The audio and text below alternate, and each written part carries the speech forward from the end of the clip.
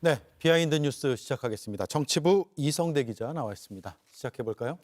네, 첫 번째 이슈 바로 보겠습니다. 자, 어머니가 돌아왔다. 자, 오늘 정치권에서 화제가 된 사람들이 있었죠. 아무것도 아닌 사람도 있었지만 어머니라고 불린 사람도 있습니다. 바로 추미애 의원인데요. 자, 민주당에서 이춘석 의원이 사퇴하자 법사위원장에 추미애 의원을 내정했습니다. 일각에서는 내년도 후반기 국회의장이나 경기지사 출마설이 있었지만 이에 불구하고 3, 4선급이 가는 상임위원장으로 급을 낮춰서 갔다. 이런 분석도 지금 나오고 있는데 자, 그러자 이제 추미애 의원은 6선의 최다선이죠. 정치권에서 별명이 많은데 추미애 의원의 그 보수의 어머니다라는 별명이 다시 화제가 되고 있습니다. 예, 보수의 어머니다. 국민의힘에서 붙여준 별명 아닌가요? 그렇습니다. 윤석열 전 대통령이 원래는 문재인 정부에서 발탁된 검찰총장이었음에도 불구하고 사퇴한 뒤에 국민의힘에 입당해서 대통령까지 됐죠. 예. 자, 이 과정에서 당시 법무부 장관이었던 추미애 의원과의 이른바 추윤 갈등이 상당히 역할을 많이 했다. 이런 분석들이 있는 것이고 자, 그러다 보니까 윤석열 정부 출범 이후에 실제로 국민의힘 안팎에서는 자, 추미애 의원 덕에 정권 교체가 됐다. 추미애는 보수의 어머니다. 이런 식의 비아냥이 섞인 그런 반응들이 있었던 것이고 최근까지도 그런 언급이 있었습니다. 직접 들어보시죠. 예. 윤석열 정부가 탄생할 때는 추미애 전 장관이 보수의 어머니가 됐고 이번에 이재명 대통령 탄생할 때는 실질적으로 진보의 아버지가 윤석열이 된 겁니다. 예. 보수의 어머니 추미애, 진보의 아버지 윤석열. 추미애 의원 입장에서도 상당히 달갑지 않을 것 같아요. 그렇습니다. 추미애 의원은 이른바 추윤 갈등이 윤석열 전 대통령이 탄생하는데 토대가 됐다라는 이런 지적들에 대해서 억울하다는 입장 여러 번 밝혀왔던 입장이고요. 예. 오히려 윤 전 대통령의 실체를 진작부터 꿰뚫어본 장본인이다 이런 입장인데 자, 실제로 지난 22년 대선을 앞두고 윤 전 대통령이 국민의힘에 이른바 이준석 대표 패싱 입당을 했었죠. 그때 이렇게 얘기를 한 적이 있습니다.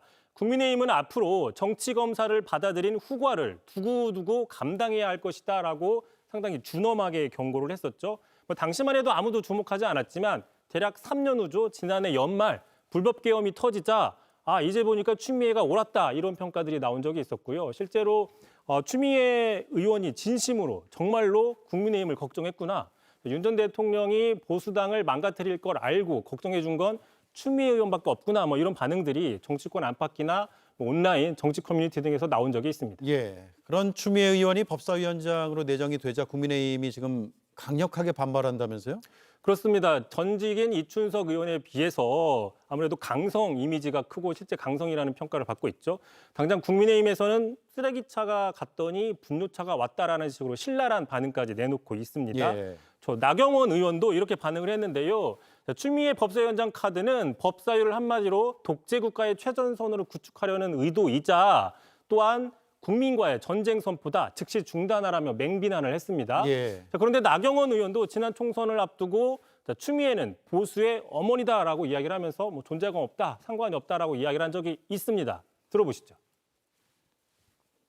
추미애 전 장관의 경우에는 우리가 보수 쪽에서는 보수의 어머니라는 이야기도 있지 않습니까? 그래서 사실은 추미애 전 장관이 나오든 누가 나와도 저는 특별한 의미가 없다. 자, 그런데 보수의 어머니가 돌아왔는데 정작 국민의힘에서는 경계하고 반발하는 모습이 좀 납득이 안 된다. 이런 지적도 있는 겁니다. 예.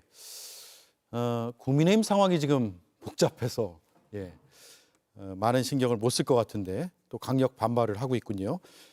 다음 이슈 볼까요? 자, 두 번째 이슈 바로 보겠습니다.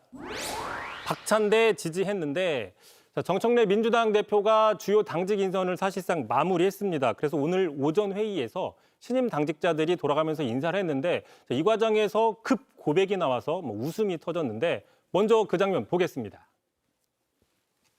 대표님께서는 정말로 탕평책을 쓰신 것 같습니다. 저는 공개적으로 박찬대 후보를 지지했는데 저도 대표님을 지지하지 않았는데 이렇게 전략기획위원장으로 임명해 주셔서 근데 제 집사람은 대표님을 찍었다는 것을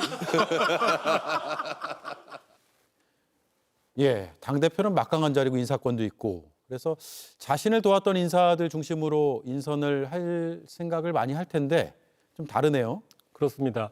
친정 체제를 구축하는 데 좀 색다른 모습이다라는 평가가 있어서 자, 당내에서는 네 편 내 편 가리지 않는 적극적인 탕평책이다라는 평가는 나오고 있습니다. 자, 이와는 달리 당 밖에서는 내란 세력이냐 아니냐 명확하게 선을 긋고 있죠. 자, 다만 개혁신당까지 패싱하는 건 의아하다라는 반응이 당 내에서도 나오긴 했습니다. 자, 김상욱 의원이 오늘 이렇게 얘기를 했는데요. 자, 국민의힘을 정 대표가 방문하지 않는 건 이해한다. 다만 개혁신당은 내란 정당이 아니기 때문에 찾아가지 않는 건 의아하다라는 반응을 내놨고요.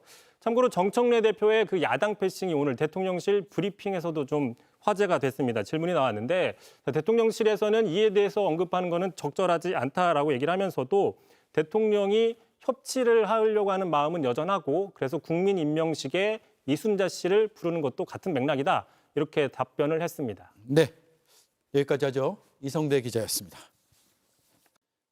JTBC 뉴스를 시청해 주셔서 고맙습니다. 저희는 저녁 6시 30분 뉴스룸에서 뵙겠습니다.